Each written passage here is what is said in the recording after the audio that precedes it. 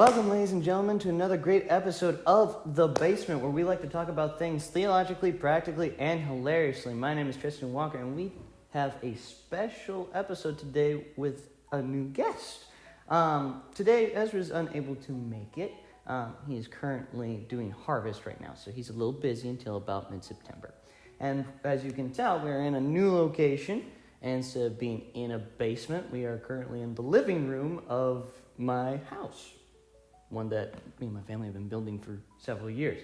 But yeah, this is our guest for today. This is Ethan Newton.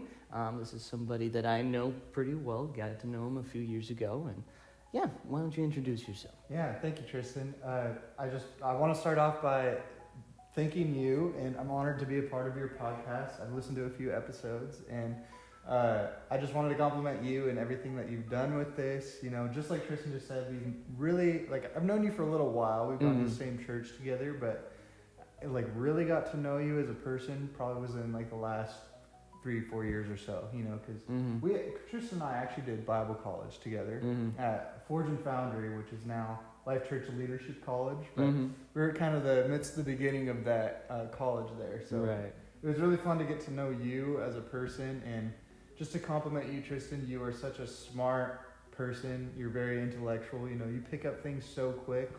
We played chess a lot together, and you're definitely a way better chess player than I am. You're just little things like that. You take the time to study and really understand, and you do that in your life when it comes to theology. So that's why I was excited to talk to you in this podcast, is because you care about your relationship with God. You care about how people are receiving and hearing the word, and you take the time to study and really actually know it for yourself. You're not just repeating what other people say. You're repeating what you have put the depths of the work into to talk about. But so anyway, I just wanted to compliment you guys. You have a great podcast name, The Basement. It's so simple, easy to remember, and I feel like this podcast could really go somewhere for you. So, thank you. Although yes, we are upstairs in your living room today, but hey, this is a comfy space. Right. Your guys' home is very beautiful. But yeah, not in the basement today, but we're on the basement podcast. Right. And I did bring in Alani with me today. Energy drink. I just needed some energy this morning, but no, we are not sponsored by Alani. So. Yeah, that's true. Yeah, sometimes late nights. Yeah, can. Oh yeah, I had a late night last night. Yeah, so. that's fair. Thank you for working with me too. I have a stupid busy schedule. Yeah, no problem. We finally made it happen. Yeah, it's true. Yeah, you have a very busy schedule, and mostly it's because of the career you're trying to start right now, right? Yeah, for sure. And that career is acting, and you've had multiple different projects, so I've heard, during your life where you have played in plays at the Leo Theater and in childhood, plays for school and stuff like that. Go over that for us. Yeah, sure. Yeah. So, a little about me. I actually have a podcast too. I'm a co-host on a podcast with my buddy Kent, and it's called Me Moby's Galaxy. So this feels a little more natural to me now. I think we've done 23 episodes. Nice. Now. So we're still at the beginning of our podcast too, but I'm finally starting to feel a little more comfortable in this. But yeah, so for my day job, I actually work as a stonemason. I work for Houck Masonry here in town. I mainly do brick masonry, actually. So okay. He'll send me to jobs to restore old historic buildings and stuff, which I actually love that I get to do that every day. My work goes by fast. It's pretty hard work. I definitely don't want to do it forever. Right. But yeah, my day goes by fast. I'm normally always off by 3, and it's just kind of cool. There's an artwork to it, and I'm happy that I have him as a boss to be able to pursue what I'm really trying to do as a career, which is acting, which is what we're here to talk about today. So yeah, my boss, he's such a great person. He's been able to allow me to have the time off when I need it if I land a gig. So currently I am signed with an agency in Seattle. Okay. It's called Seattle Talent Agency. So that's the route I'm taking as far as film goes for right now. So I've only landed one gig with them.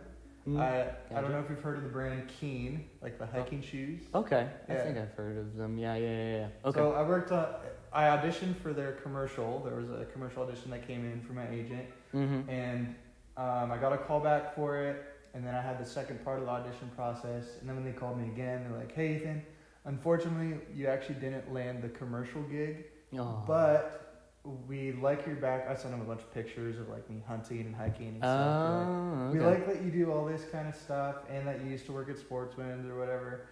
They're like, so we would like to do a magazine shoot with you if you're down.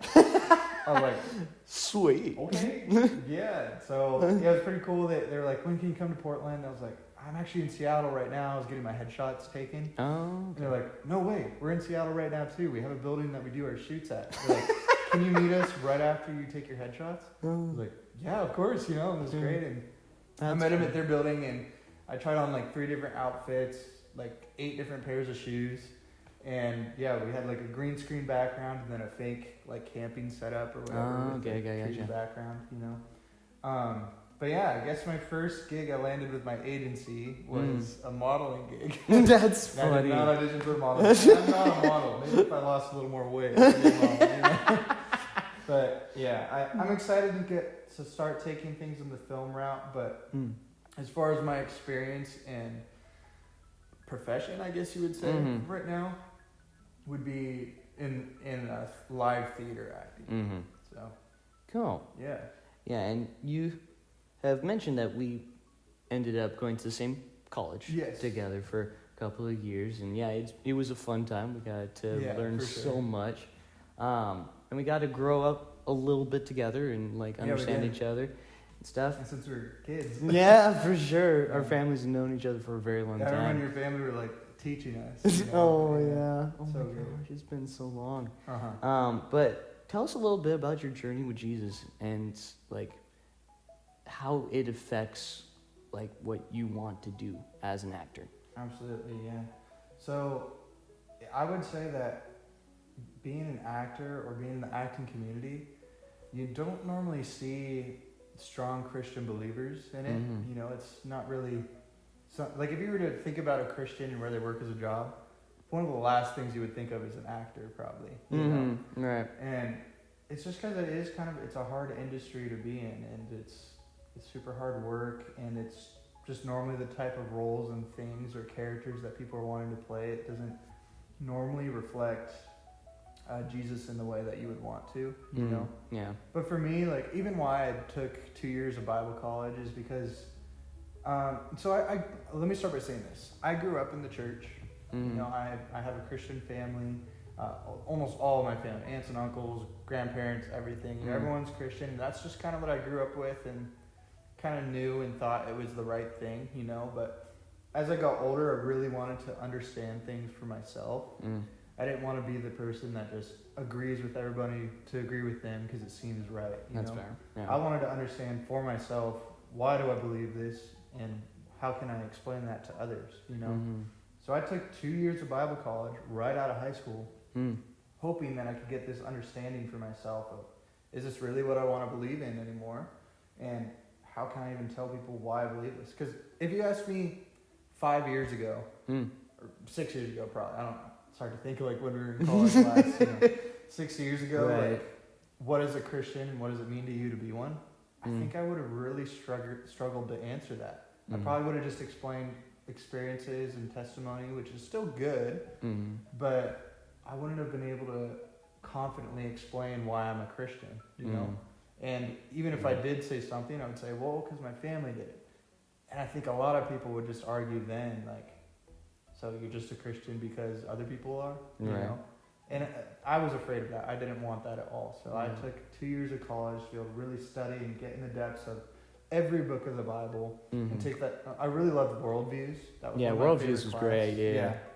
Because it not only helped me get an understanding of what my worldview is and what I believe, but of why other people might believe what they believe, you know? And I really put myself in their shoes. I would treat the class like, if I'm going to be someone who's nihilistic or someone who's new age, you know, then I would put myself in their shoes, be like, okay, I believe what you believe, and I'm going to try and see why you think that. Right. You know, it was like I was putting my Christianity to aside to understand where their mindset's at, and I could really understand it a lot better, especially when we did outreach events, and we would get to meet people that had certain views like that.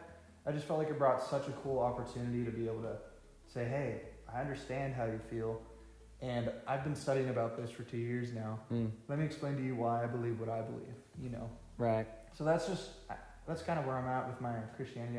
I am a Christian. I go to a non-denominational church, the same you and I both do. Mm-hmm. And yeah, I really believe that my faith with God has to do with following out the rules and the guidelines of the Bible, Right. and creating a relationship with Him. You know, I see Jesus as my best friend, someone who wants to talk to me, and He's someone that I want to talk to too. So I go to Him in my hard times, and I go to Him also in my good times, which I feel like that was a key turning point in my life as a Christian. It was such a common thing to, I'm having a bad day, now I'm going to talk to you, God. But like, if I was your friend, you know, Right. I wouldn't want to always talk to you on a bad day. Right. Good days are fun. That's how you have a fun time as a friend. So Right. that helped me realize that if I'm talking to God, I want to talk to Him when I'm also going through my good times. You know, it's just He's a friend. I have a real relationship with Him, and I feel like He has totally guided me in my decisions for my life. You know. Yeah, which is really cool. And I love how you mentioned like going through the worldviews class, because when you said you were putting yourself in place of those other people and understanding their worldviews, it's a very good talent to have. Yeah. Because I know for me and how I view the word and how I view other people, it's sometimes very hard for me to take that extra step in being in that same place as the other person. Because usually I'm a very black and white person. So it's like, this is right, this is wrong, and this, you just got to deal with it. Yeah. And so if, like, I don't understand another person's perspective and don't understand another person's beliefs and why they may view either certain people a certain way or view life a certain way or view God in a certain way, then I'm not able to present the gospel properly to them. Right. Exactly. Which I think for you specifically doing that, I think is helpful for what you're trying to do. Yeah. Because in the career that you're trying to do, you're going to be doing multiple different characters that aren't you. Exactly. Yeah. But you're going to add your own flair to it. Yeah, for sure. So, I guess just to talk more about that than an acting world. Oh, also, so you guys know, we had a little bit of a mishap at first, so we're kind of re-talking over some of the things. So, but the plays that I've acted in so far, I have been. So, as a kid, I was in Pinocchio and Charlotte's Web when I was in elementary school. Those were kind of my first acting stages, you know. I've had just like a few lines in those ones. And then when I got to high school, I was in Peter Pan, and I had, I think it was like 60 to 80 lines. So my first time having a lot of lines, you know, to be able to play out a character, and I absolutely loved it. I did drama and choir all 4 years throughout high school. Made it to chamber choir my second year, and I loved choir. It was really fun to work on my singing and my acting, and I didn't get to do as many performances as I would have wanted to in high school because I was pretty involved and focused on our church at the time, where I wanted to be at every youth event, every conference and everything. So to try and do a play as well, it was a little hard to add that in there. Right. But yeah, so then I had Peter Pan. That was one of my first like main roles with lines. And then after high school, we went to college together, you know, blah, blah, blah. And after a little bit of time, I realized that I really missed theater and the acting. And I auditioned again at Little Theater. And it was for Pride and Prejudice at the time. And I actually landed the role of Mr. Darcy. So my first time back to acting in a while, Pride and Prejudice was there, and I landed the main role of Mr. Darcy. I think I had like close to 150 lines or something. Gosh. So I felt really honored and blessed. You know, I was pretty lucky, I guess, that I was able to have a main role after taking a break in acting for so long. But that is what set it off. Ever since I took that role, I've been auditioning and going for way more roles now. And then now recently a part of an acting agency, you know. Right. So I was in Pride and Prejudice. I was in Guys and Dolls. I played Benny South Street in that one of my first musicals at the Little Theater. Nice. Which is what I want to try and do more of. I love musicals. In a week and a half, I'm auditioning for Shrek the Musical. Oh, nice. Yeah. We'll see what I get. I'm hoping for like Donkey, Farquaad, or Pinocchio. Oh, okay. Gotcha. Yeah, so maybe we'll keep in touch on that in the future. We'll see. But yeah, so I was in Guys and Dolls. I played Benny South Street. I was in Wine, Dine, and Death, which was a interactive theater performance we did at the fairgrounds. You know, the audience gets to figure out the murder mystery. It was pretty fun. I played a magician, and I actually did a live magic show and an hour of magic tricks before the thing started. Nice. So that was fun to do that. And then more recently, I played in The Father, which is by Florian Zeller. You've probably seen some of his films in more of an English setting. So yeah, I've had to learn English accents, a New York style accent, Nice. and then kind of just different character voices, you know. So that's been fun. I'm not an accent guy, but I guess they believed in me doing it. So, you know, if I landed the role, I felt so thankful in it that I was like, okay, I'm putting all my time to this, and I'm learning this accent. Nice. You know? And did you see Guys and Dolls? I don't think I did. Oh, you didn't see Guys and Dolls? You saw The Father, though. I right? did see The Father, yeah. So I didn't have an accent in that one, really, but that was a hard character to play. You know, Right. I was like the angry caregiver that had to slap an old man 3 times. Like, Oof. it was a cool play, though. It brought awareness to dementia, because that's what The Father is about. And Right. so it was cool that we were able to do a performance like that where, you know, that's a hard thing that older people go through. You know, dementia is such a hard task. It was a very emotional play. At the end of every single performance, we had people come downstairs to meet the actors, and they were just, you know, in tears, or it was very emotional, you know. So it's cool to be able to part of something like that. Right. And then most recently, I was in a Shakespeare play. We call it our Blue Heart Troupe. I performed at Smoky Rose Winery. Okay. And I actually played 5 different Shakespeare Oh characters. my gosh, that's so many. Yeah. That's the most recent thing I've done, other than the Keen commercial I just told you about. Okay, cool. So, still auditioning for some film stuff, although because I have Shrek the Musical coming up here in town, I won't be auditioning for anything film while I'm in that. If I'm in that, you know, hope they cast me. Right. If not, I'll do film stuff still. And then another thing I have coming up in January, I'll be competing in an acting competition. Oh, really? Yeah, so I'll be going to IMTA in LA. It's from January 4th through 9th. Okay. And I'll be competing in singing, improv, monologue. Okay, cool. Yeah, so That's a sweet thing. yeah, it's pretty cool. It's a big competition. Basically, all the agents from around the U.S. and some out of country come to this event to see actors performing live on stage, and then you place. I think you can like win prizes and stuff like that. I haven't looked into the winnings or anything, but yeah, if you place, then you get an opportunity to meet these agents in person Cool. and have a one-on-one conversation, and they consider signing you. Oh, So- that's sweet. Yeah, I'm really excited for that competition. I've been practicing 2 monologues up until then. Okay. One funny and then one dramatic, you know. Of course, you know. I'll be performing the dramatic one, surprisingly. I told my agent that I feel like I normally play the funny guy role. You know, he's like, yes, but you did a really good job playing the dramatic role, and that's not something a lot of actors can do well. So he's like, we're going to have you do that, and if they want to see more of you, bring out your funny one for your back pocket. So Nice. kind of cool. I can't believe I got accepted in that competition. It's Nice. expensive to go to, but I think it'll be a good investment and hopefully worth it in the end. You know? Cool. Yeah. Yeah. But yeah, so acting world, it's kind of a dark place, you know. Yeah. A lot of the people I meet, they're actors because they get to be someone else.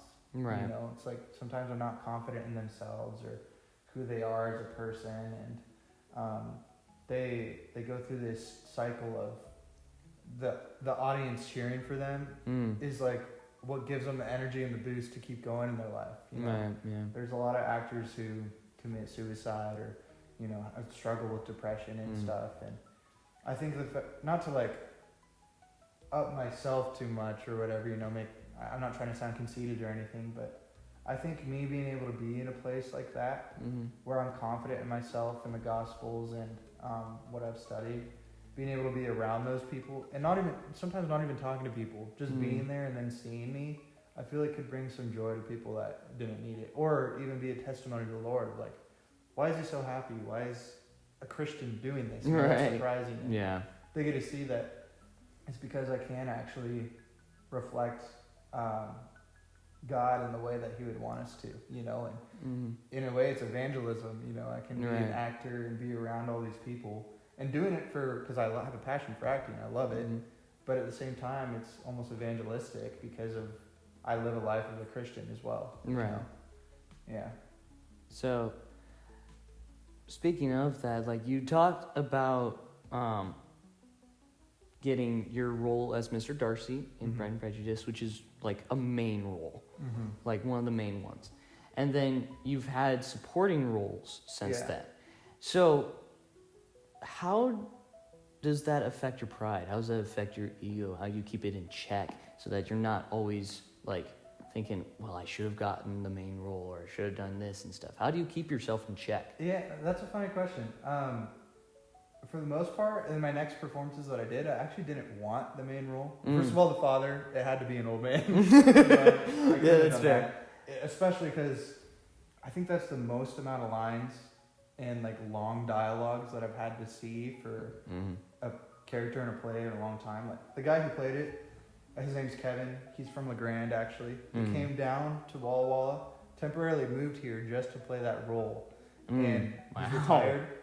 And I think you literally had to be that to play that role. Like, there was, sometimes you'd see the lines and it was like a full paragraph, each line, you know, and it was like, there's no way I could have remembered it in time. So right. The fact that he was able to memorize all of that, and it was in a matter of like, I think we did performances in a month, you know, so it was like really a short time to practice. And I'd think you have to be a retired person that spends all your time in that whole month just to focus on that role. And wow. he did an absolutely amazing job. He's directed many plays in LeGrand. Oh, sweet. And yeah, he's actually a really talented actor. He's been in it for a long time. I don't remember how old he is, but it's cool to see the legacy he's left as an actor. But yeah, as far as like, I guess pride goes, like, so when I auditioned for Guys and Dolls, I did want to play Nathan Detroit, the main character in it, you know, and that's who I auditioned for. But there's something cool in acting where it's like, when you audition for something, you may have this own idea in your head, but the director has already put so many years of work, sometimes years of work, you know, sometimes it's not that long, but most of the time it's like a year of work before you go direct a show. And they already have such a clear vision versus what you have this small view of when you go into an audition, that's where you just got to really trust the director's view, you know. I auditioned for Nathan Detroit, but when I saw who they cast as him, and then they cast me as Benny Southstreet, so much happier that I got the role of Benny Southstreet and that he got Nathan Detroit. And it was like, Benny was so fun. When I played that character, you know, I went on stage and I was Benny. I was not me anymore. I was Benny, and I had a blast. It was just, that's cool. That's where you just got to really put your trust in the director. You know, they have a vision. You may think of it being so important to you before the audition, but you audition trusting the director. You say what you want still. They want to hear your desires, you know, but they have such a better vision most of the time. I would love to direct in the future. That's something I'd love to do. I might be working on some like short film stuff here soon, actually. So sweet. Yeah. So if you ever want to be an actor in one of those, that might be fun. Yeah. But no, that definitely is a thing. You know, I think especially in live theater, it's all about live performance with a live audience reaction. You know, and some people thrive off of that. They care about it so much that, you know, they focus so much on one line, and then when it doesn't get a laugh one night, some people will go home and be like, what did I do wrong? You know, I just needed that. And like I just said there, like, I just needed that. Sometimes that's how they feel. Like, I need that. And it's like, you don't. You know, you don't need that. And I feel like that's that's in life though. You know, there's anything you do where you have to watch out for pride. It's like one of the main biggest sins, you know. Like, even like, let's say you're a business owner, you know, you have to watch out for your pride in it. Whether it does bad and you're not doing well and you're like, but I need to be seen as a better person, or whether it does good, you're making tons of money in your business. How do you avoid turning into this cocky person now? Right. It's so true. Yeah. So pride is just something you should always. The Bible talks so clearly against it. You know, it's like, avoid this thing. That's like the main reason why Lucifer became Satan. Right. You know. Yeah. It was his pride and wanting to be more than what he was. It's so true. That's not how God designed us. You know. Yeah. There's many kings of Israel and Judah who started out really well following after God's heart. Kings like King Uzziah and King Hezekiah, they both were very passionate about following God and leading their lives in the way that King David did. Yeah. And even King David, King David was another one. Yeah, he's another one. He lived his life very well and worshiped God and wrote psalms and not proverbs, but he wrote psalms, and then many psalms, and he won many battles for the Lord. But then each of these three kings all fell towards the end of their reign because of pride. Yeah. It was King David with Bathsheba, and that turning into a whole slew of chaos inside of his own household. Yeah. Then you have King Uzziah, who thought that he was able to take on the role of a priest in the temple and ended up becoming a leper because he was not properly following the instructions of God. Mm-hmm. And then you have King Hezekiah, who was granted 15 more years to live, but he used those 15 years improperly. Yeah, that's so true. And at the end of his life, he was like, well, at least there will still be peace in Israel during my lifetime. After being prophesied that because of his actions, there would be destruction upon Jerusalem. Yeah. And it's just like, pride is so destructive. It's so hurtful, because you can be a follower after God and you let pride in, and it can ruin everything. Yeah. And it's not good. And I appreciate how you humbly answered the question, because you didn't talk about your roles as much, but you were like, I'm going to take on what the director has in mind for this. Thank you. Yeah. And it's you're a very humble person altogether. Because you don't really talk super big about yourself, and you don't really put yourself in front of other people. You do. I think I can do a little better about it. Can't we all? Yeah, can't we all? But I think it's a testament to when you put yourself underneath the role of the director, it's like us putting ourselves under the role of what God wants for our lives. Because in reality, every single one of our lives is a story. Mm-hmm. That's getting written, and God's the one directing our stories if we let him. And so that's just a really beautiful comparison to see of you let the director direct and you let God lead in your life, and it's so cool. Yeah. So speaking on that, Colossians 3:23-24 says, whatever you do, work heartily as for the Lord and not for men, knowing that from the Lord you will receive the inheritance as your reward. You are serving the Lord Jesus Christ, And that verse it reminds me of today we get so focused on our rewards here on earth, right? Or people recognition, of men, just like it just said. That becomes so little when you think about God and your eternal future in heaven. Earth and your time here is such a short period of time, which is why, to me, I feel like since it is a short period of time, I want to do everything I can to reach the most amount of people I could and lose this pride in things I want for myself. Of course, everybody has that. I struggle with that all the time, especially in being in a role like acting or whatever. People always have this expectation, especially now that I signed to the agency. All the time people are asking me so when am I going to see you in a show or your next movie, Right.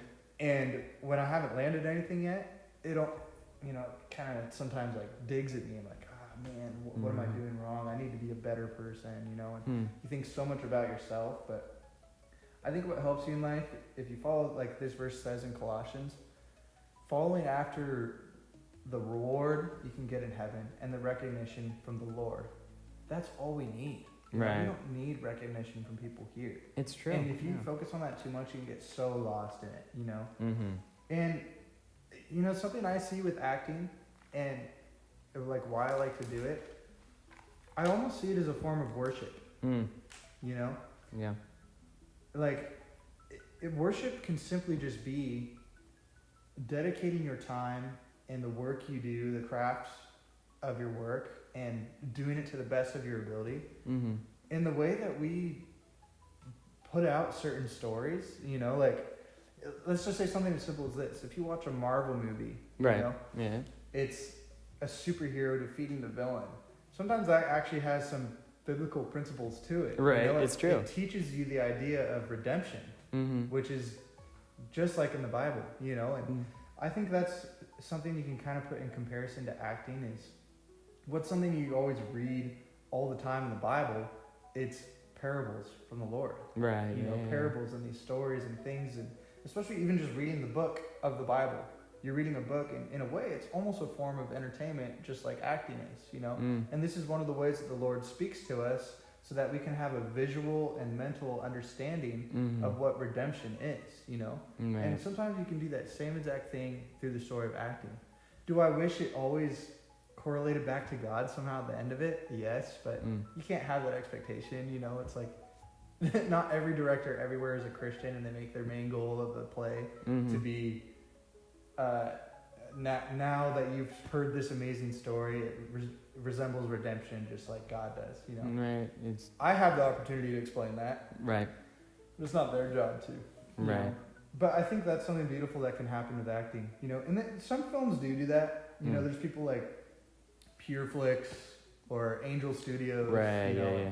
To be honest, I think a lot of those movies are kind of cringy, and I don't always theologically agree with everything they say sometimes, but that's not what it's about. It's about the message that they portray, and they're making an effort to do it, Right. Yeah. They don't need to be perfect. Something I heard, I think it was a pastor say once, was if you ever go to the perfect church, you're at the wrong church, No church can be perfect, and if you can notice the imperfections about it, that's where it's your job as a believer to step in and help with those things. There's no way ever, if you think you're at a perfect church, go away. If they say they're the perfect church, they're doing everything completely right, they are wrong. Right. That's a place you want to avoid, honestly. Like, that can be a scary thing. Because to me, that sounds like a prideful church. And pride is such a bad way to put yourself in a rabbit hole of sin. Right, yeah. There's another verse that comes to mind in Philippians 1, verse 20. And it says, my eager expectation, this is Paul writing to the church of Philippi, my eager expectation and hope is that I will not be ashamed about anything, but that now, as always, with all boldness, Christ will be highly honored in my body, whether by life or by death. And, in everything that we do, we're meant to glorify God in it. Yeah. And even when it comes to, certain hard things in your job of acting, whether it be the type of character that you play, or whether it be certain actions that your character has to take, and then for just normal life stuff of you have to do a good job at work. Yeah. But there are sometimes really hard people to work with. Yeah. There's some really hard people to work for as customers and stuff. Yeah. And so we have to keep in mind, just all of it is for the glory of God. Exactly. That reminds me just of the verse I was going to say. I was instantly going to move into the glory of God. Because you're in Philippians, right? That's what you're straight up. Yep, Philippians. In 1 Corinthians 10:31, it says, so whether you eat or drink or whatever you do it for the glory of God. Do it all for the glory of God. And that just... I feel like that illustrates the idea of acting, like any other profession, just like we're talking about. If you have a business, or I don't know, you work as a firefighter, you're a policeman, whatever your job is, if you do it all for the glory of God, that is such a good avenue of ministry to glorify God, Because sometimes I feel like Christians get so focused on, if I'm going to glorify God or have a ministry, I need to be a preacher or a worship leader and be in church in that area. No, whatever you're doing or you feel called or led to in your life, do it with the best of your ability. Show up to work every single day. Don't call in sick all the time, because that shows, honestly, there's selfishness in that, and there's a pride to it, and it shows you not being a good person. If you're in your work, whatever your work is, you do it to the best of your ability, that's glorifying God, and that's a ministry in itself, Right. Yeah. But here's a tough part for your realm, because we're talking about glorifying God and bringing our best to Him. But what happens when you get a role where the character's a villain? Okay. What happens when that character does some immoral things that you don't do in real life. How do you work with that? Like, yeah. So first of all, I want to say, like, as an actor, you can't accept every single role, especially as a Christian. You know, you have to have some guidelines to yourself. But obviously, I would never want to be a part of a sex scene in a movie. That's fair. Yeah. Sure, you're acting and you're portraying someone else, so you say it's not you, but you're still actually doing these actions. You know, it's not like it takes away from the fact that it's something actually happening, because it is.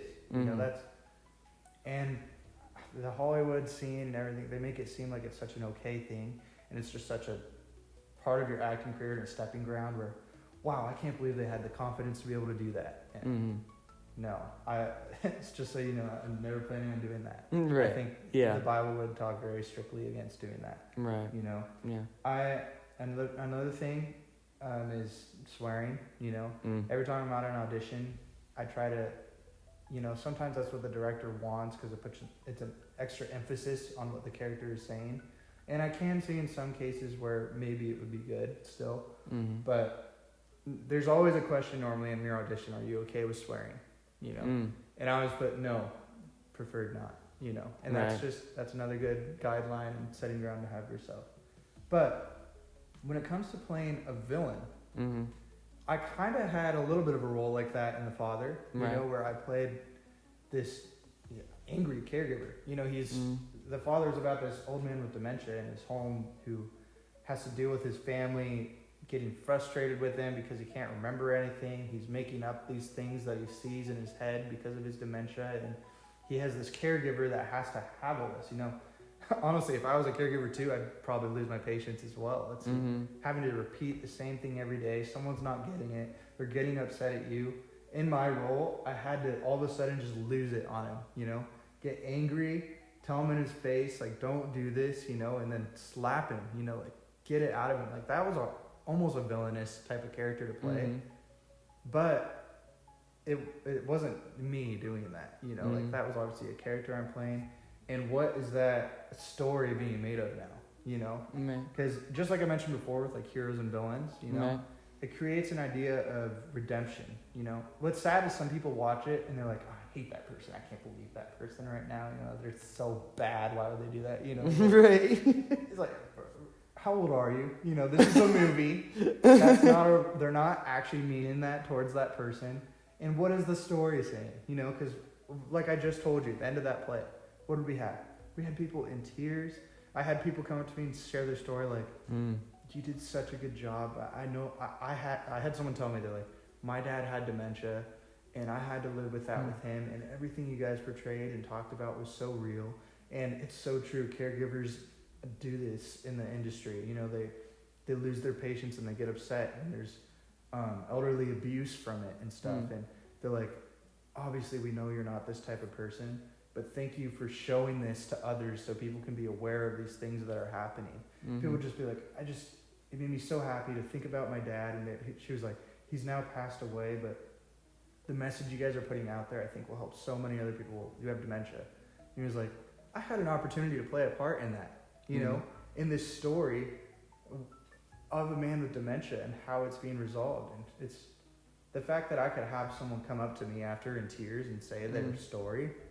It's because I was able to play that character in that part, you know? So I think when discussing and portraying villains, you got to emphasize the acting is about exploring the full spectrum of, like, a human experience, you know? Just in the same way that God would describe an instance in a parable, or Jesus would in a parable, you know?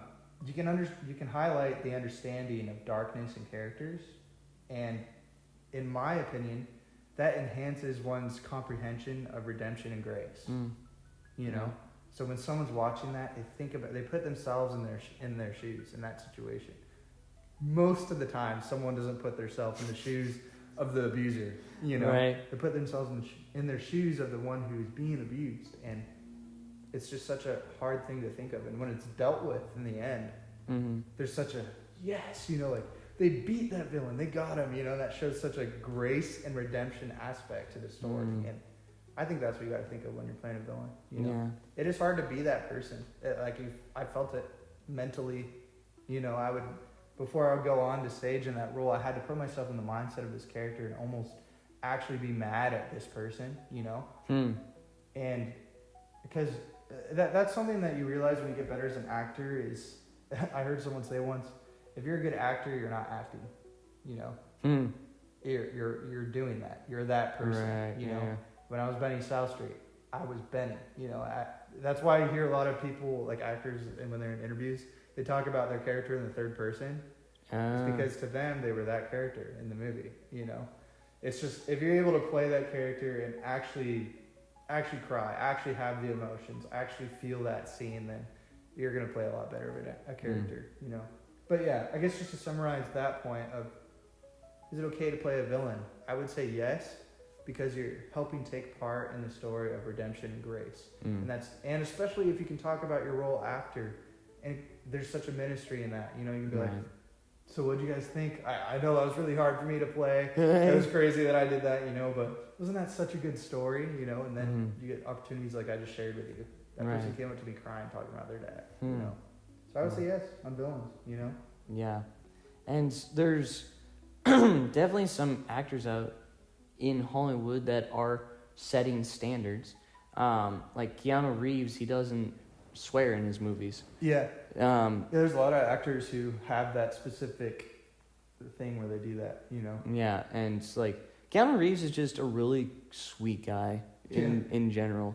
And he does play in some like crazy action movies like all the time. All the John Wicks. Right, and stuff. But in reality, he's a really sweet person. And he set that standard of like he doesn't swear or whatever. And there's another actor, he's played in a few Angel Studio projects. Okay. I can't remember what his name is, but he played on stuff like Homestead. He played in The Shift. He played in The Last Rodeo. Nice. And he's played in multiple different projects. But one of his main things is that he will not have a role where he has to like kiss another woman, even if it is just like a wife role that they have in the film. He just won't do it because he wants to. I think I know who you're talking about. I don't remember his name either, but I'm pretty sure he's also married. Right? So he is married, yeah.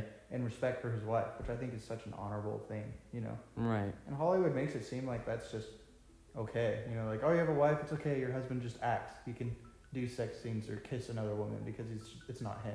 Right. It's like, no. Yeah. Because those things, that's such a connection you make with somebody. Right. You know? It's like, that's the way God designed it. So that's supposed to be a moment between you and one other person, you know? So. Yeah. And, like, for me with the villain thing, it's like, if I were to create a villain character, I would want to create some piece of that character that is still relatable. Yeah. Where it's like, this person, we understand why they got to that point. It's not just, oh, they're just pure evil. It's like, no, they have gotten to that point because of certain life experiences. For sure. That helps teach people that too. I feel like some people truly believe that someone is born a bad person. That is so wrong in my opinion. It's like, this helps portray the instances that made them up to this stored up anger or burden that they're carrying with them, you know? You see that all the time in characters, or people you even meet, you know, just in regular life.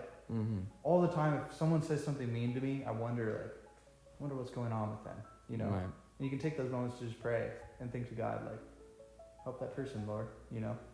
And instead of being like, that's such a terrible person, why would they ever say something like that? That's so dumb. Like, I hope I never see them again. You know, people think that way. It's like, take a step back. Right. You know, realize that you've been there in some places, and why were you there? You know, right. That's most people, most cases. So when you're able to portray that in a movie, that's why I just said I feel like it helps people get an understanding of those different perspectives. You know, and that aligns you with God's love too. You know, you can totally portray how God's love works and is acted out. You know. If you can show that, because sometimes people can't just read it, you know? They need a visual of what that means and how it's described. It's true. You have such a good opportunity of doing that in acting. Yeah. You know? And in our daily lives, we don't really interact with people who are quote-unquote villains. Yeah. Like, they're all just broken people who have had a bad day, bad week, bad month, or bad year. Yeah. And it's like, when we understand the humanity behind them and understand their stories and stuff, and don't just look at the face value of their actions, we get to love them better as people. Yeah. Love them better as God's children. Definitely. And it's just so helpful. That's why I love movies that take the villain thing and make it more dynamic. Because it does show, like, these people are not just evil. They have a purpose. They have a story. They have a life that they lived. And they chose to deal with it in a certain way that isn't right. Yeah. But you understand where they're coming from. There's one of the new Marvel movies that is out is Thunderbolts. Mm-hmm. And I really love that movie. Oh, me too.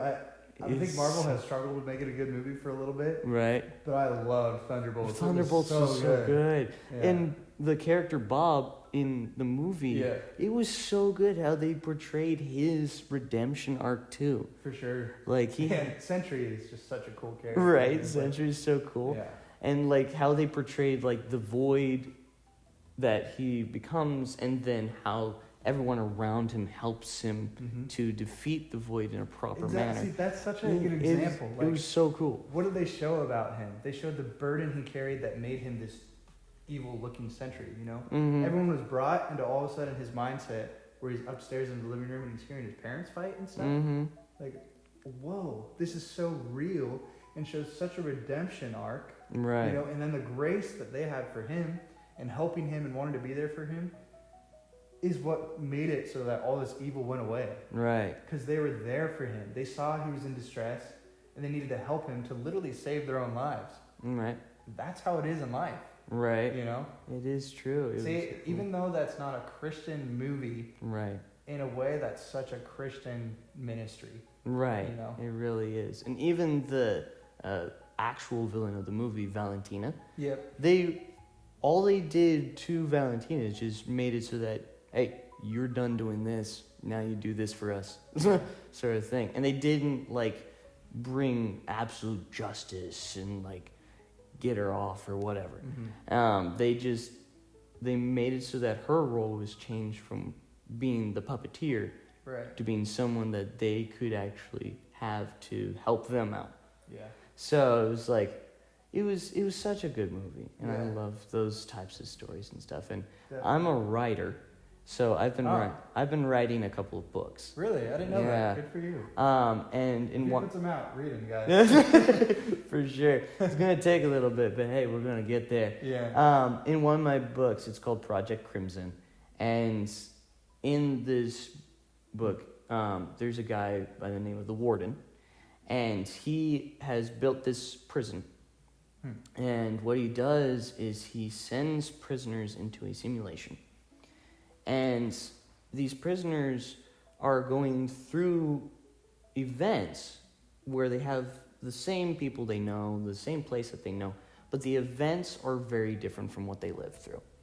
And so this warden kind of has this puppeteer aspect to him, where he's trying to direct actions of these prisoners within the simulation in order so that they can learn a new lesson, learn a new aspect of redemption and stuff and grace. Interesting. That sounds really good. I want to read it. But he's forcing them. He's not letting them do it. Interesting. So he's kind of trying to force things to happen. And I have a writer's group, and so we kind of go around and give... Like a creative idea. Yeah, we get creative ideas and advice to each other. And one of the people in the creative writers group was like, I don't like the warden. I'm like, okay, well, that's kind of the point. But also at the same time, like, he's a person that's trying to do a good thing, but he's so unlikable while he's doing it. And then eventually, later in the book, he finally will break his, like, he's from the military too, so he has a very good composure. He's very like, I've got this, I can call out orders, people will do stuff for me, I have this all under control. And eventually, later in the book, he'll break. His composure will break, and you'll actually get to see more of his humanity. Gotcha. And you'll actually get to see more of, like, the reasons why he was doing the prison and stuff, and why he thought this was the way to do it.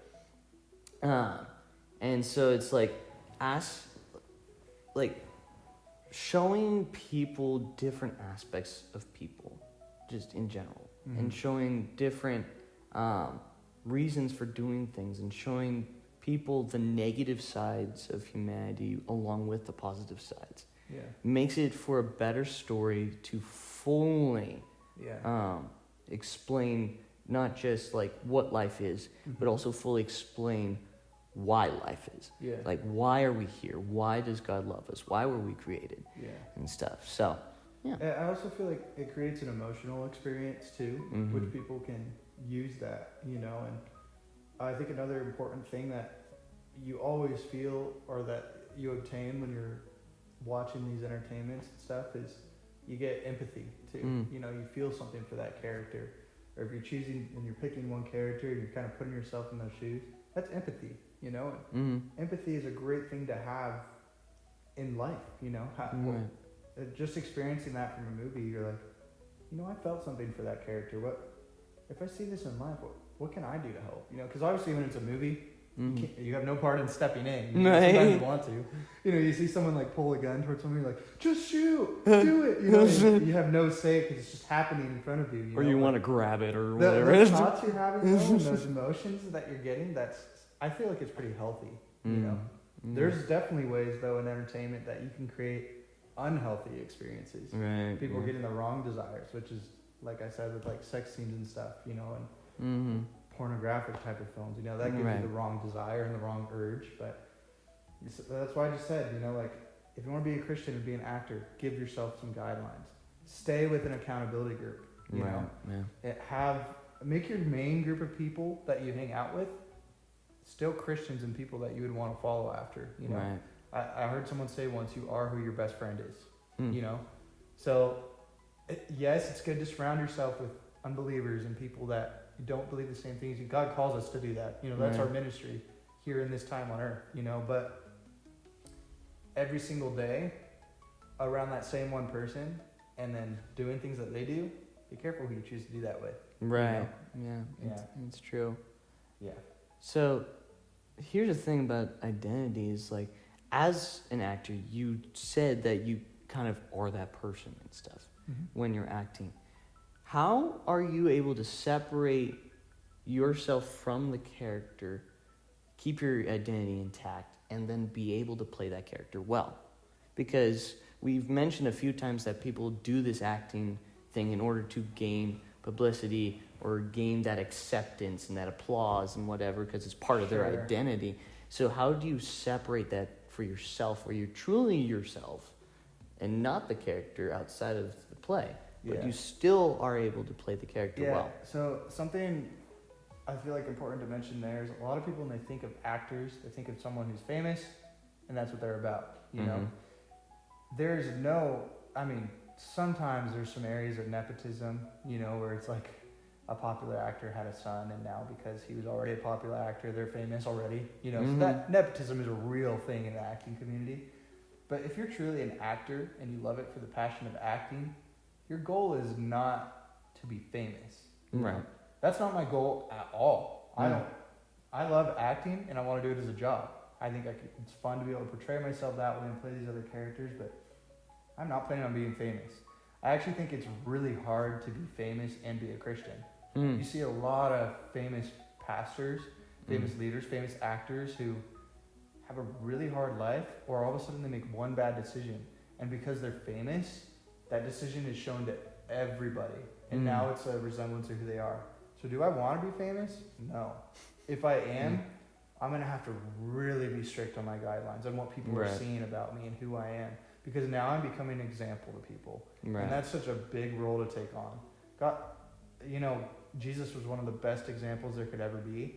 And can we be Jesus? No. Can we be like him? Yes, we're called to, you know.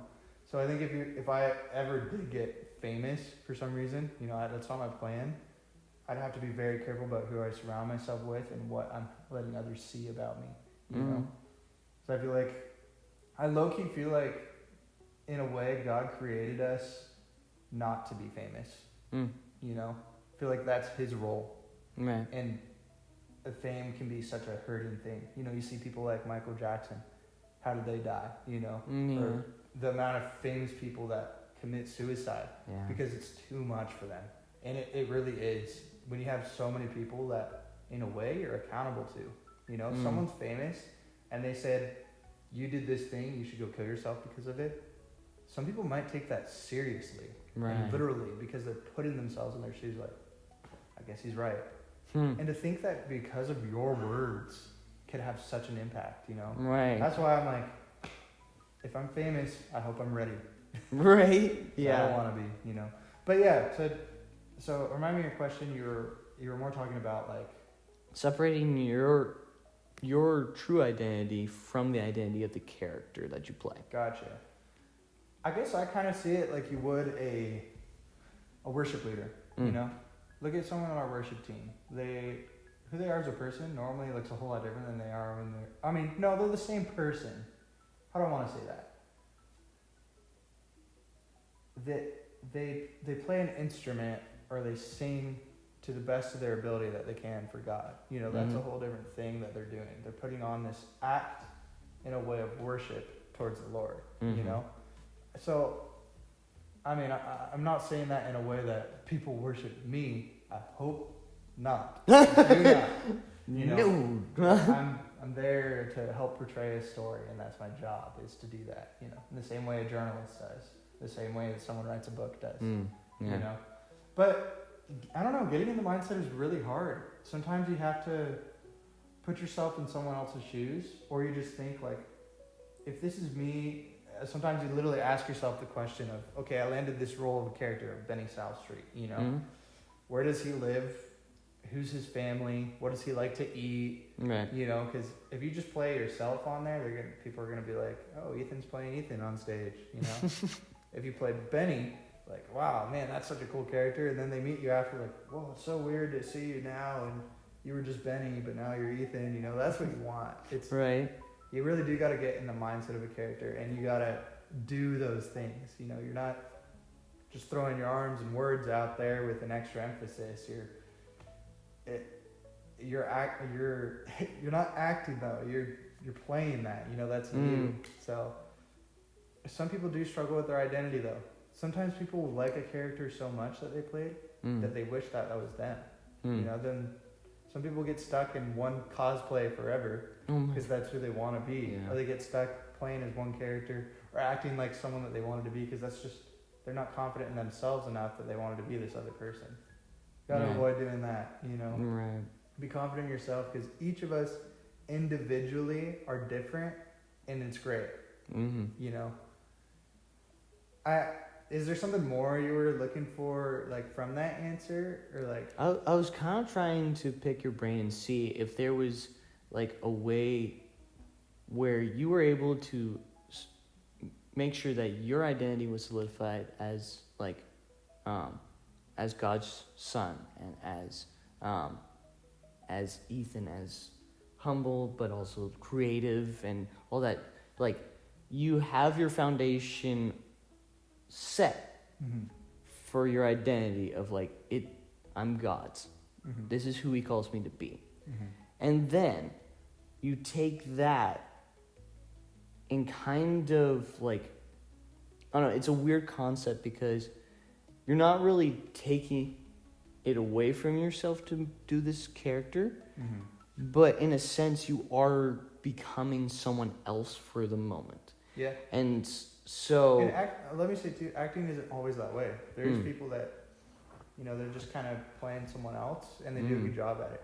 For me though, to really understand and play another character, I feel like I have to put myself in their shoes and actually be someone else. Right. Not everyone does that though, you know. Yeah. I mean, that's why people talk about method acting all the time. If you're method acting or if you're not, you know. And method acting can be taken too far, you know. Right. Like, you ever heard about the story of the guy who played Joker?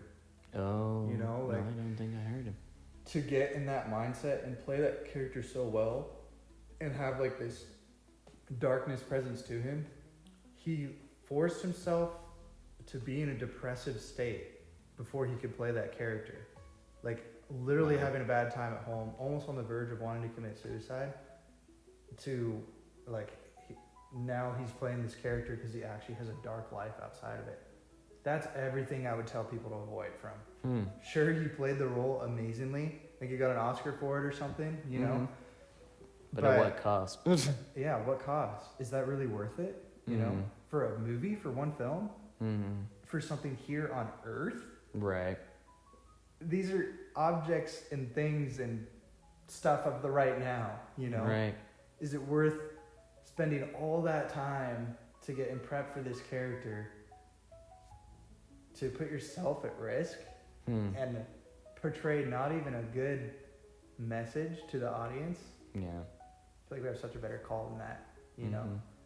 But that's like one extreme of method acting, right? You know, so it doesn't take all that much, you know. You just ask yourself simple questions, you know.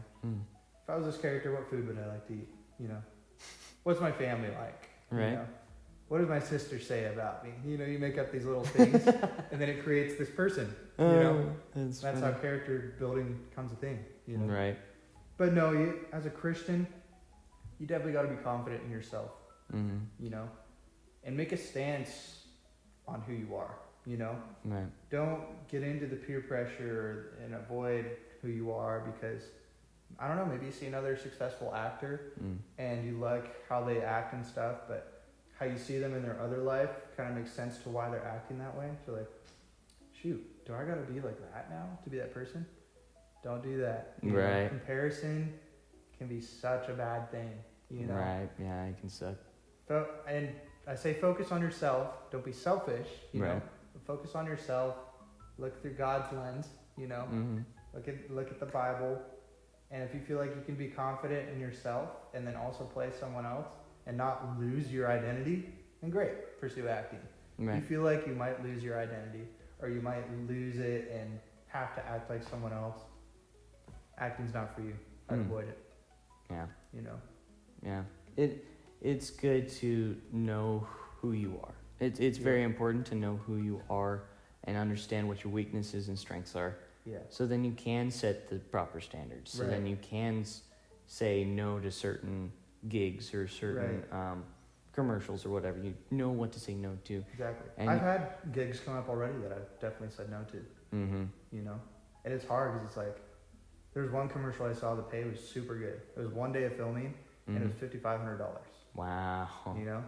But it's just not someone I wanted to portray in that commercial. You know? Yeah. They're doing things I didn't want to do. Yeah, that's fair. Yeah. And it's like, I'm glad that you're doing that. Yeah. Because like that's good for not just yourself, because you want to have your proper like moral code. And money can be such an influence too. It can. Money, fame, right? The recognition, right? You know, if you focus on those three things, I don't think you'll make it very far in acting, and if you do, you're not going to have a very good life. Right. Yeah. Yeah, and like you're also doing this for other people. Like your motivation for doing this is to portray a story in a way that other people can learn. Yeah. Other people can see a new aspect of the world and life and people. I feel like it's kind of just like what the Bible does. You know? This is a guide, a book for us, but for the Bible to become a thing, God had to network other people like Paul and John and you know, and David, and to write these certain scriptures to portray the story that God wants us to have a visual understand or a mental understanding of. You know, we make visuals out of it sometimes. You know, you know, there's fun shows like Noah or The Chosen. You know? Right. Yeah, it's cool. It's a lot of fun to just storytelling is just so cool. Yeah, it's. I really think it's important to make sure you're confident in what you believe, though. Like, a lot of people get surprised when I say I did 2 years of Bible college. They're like, oh, so why aren't you a pastor then? Like, well, that actually wasn't my goal at all in the first place. Right. You know? Maybe if the opportunity came up and all of a sudden God called me to it, you know, maybe I'd do a mission or go into pastoring if I felt like that's what I was supposed to do. Right. I fully just wanted to do, at the time I was actually more interested in business. And I still kind of am. So I went into college planning on having a business, not even going into ministry, although it is a ministry. Right. You know, and just being confident in what I believe. And that's mainly it, you know. So anyone listening, I encourage you to do that. If you want to go to our college, the exact same one we did, Right. so you can have the confidence we have, do it. Right. But you don't have to go to ours either. Right. But I highly recommend ours. Right. Yeah. It's really important for your life. That's why I did it right out of high school. I knew I'd be starting my adulthood. Right. And to go into, my first plan was to go into the Army. Oh, man. I was actually working with a recruiter every single week. I was signing papers, and I was about to go to the medical signing of it.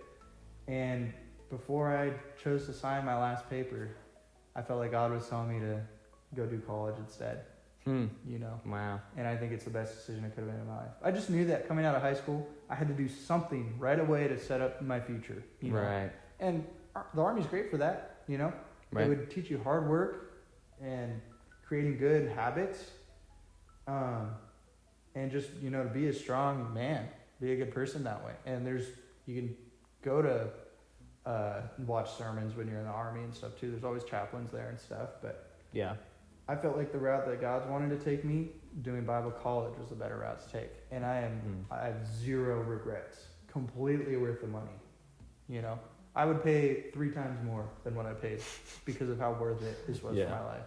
It was good. It was so good. Well, this has been a really fun conversation. It's so fun. We could go forever. Right? We could go so many different routes. Yeah. Because I have also been in a couple of plays and I've loved it. Oh, nice. And so, audition sometime. I know, I probably should at some point. I probably really, really enjoy it because I love being theatrical and how the words that I use, and I can do accents It's and fun. stuff. It really is. It's so fun. But yeah, I'm glad you could come on to the podcast. It was so much fun to have you here. Yeah. But before we go, let's pray. Let's do it. And Lord God, we thank you for this wonderful time that we got to talk about you and how you are working inside of a particular part of the acting industry, God. And I pray that people are motivated and are shown how much you actually do care about all people. And I pray that our creativity for storytelling and showing different aspects of life and showing other aspects of humanity, God, that we never let that die. And we want other people to see what it means to truly love others, what it truly means to forgive and be merciful and have redemption in this world, God. And I pray that we all are able to learn more about you daily, and we're able to learn more about your world and the people around us, God. And I thank you for Ethan as he continues his journey as an actor, God, that you continue to strengthen him and give him wisdom into what to accept and what to deny as jobs, God. And I pray that you continue to give him people around him that will be able to give him advice and give him just a good, strong moral standard around him, God, as he continues forward in his career. And we thank you for all that. In Jesus' name we pray. Amen. All right. Well, thank you, everybody, for joining us on this episode of The Basement. We'll see you next week. Great. That was good.